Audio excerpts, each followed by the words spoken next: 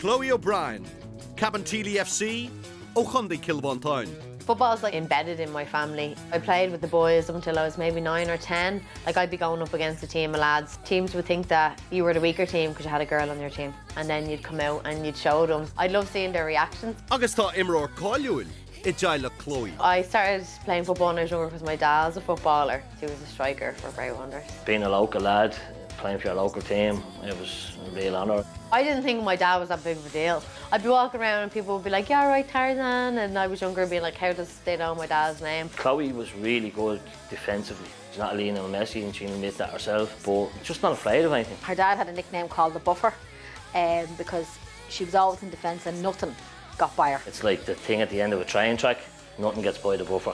I'm so grateful for my family. They've always been there for me. Chael Chloe an grá a bhí eici de hacker, agus í a fás an níos. So I stopped playing football when I was about 15 or 16 because I started having troubles in my personal life. I was suffering with depression and I just kind of lost love for everything. She just went into herself, self-harming, couldn't tell us why. Just everything snowballed and everything just got on top of her. I was just really empty. I was only 14, you know, and I was, you know, self-harming and I was suicidal and I was just very numb. I just didn't understand how I was feeling and I didn't really care what happened to me. I didn't care where I ended up because to me, I didn't think I'd see past 18, so consequences didn't matter. She just had a really bad time, a couple of suicide attempts.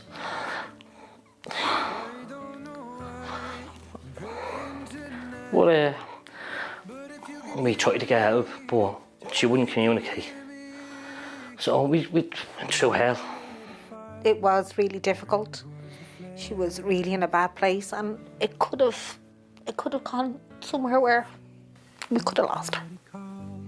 Looking back on it, I feel so bad for the stuff that I put my mum and dad through. They were worried sick about me constantly. Like I'd just get up and I'd go out and they wouldn't know if I would come home. Even when I got out of it for a number of years, every time something bad happened, I was so scared that I would fall right back down into that hole. I just needed something new. I needed a clean break away from everything. So I moved schools out of Bray completely. And slowly but surely, life started to just change bit by bit. Cover me in sunshine. Getting pregnant with Lena was probably the best thing to ever happen to me. Obviously, you don't ever plan to have kids that young. When I was younger, I also too had an unplanned pregnancy and my parents were really good to me. So there was no way I was going to let Chloe be on her own. We were always going to support her. It was never in doubt. Having Elena is really what gave me that kick to just sort yourself out.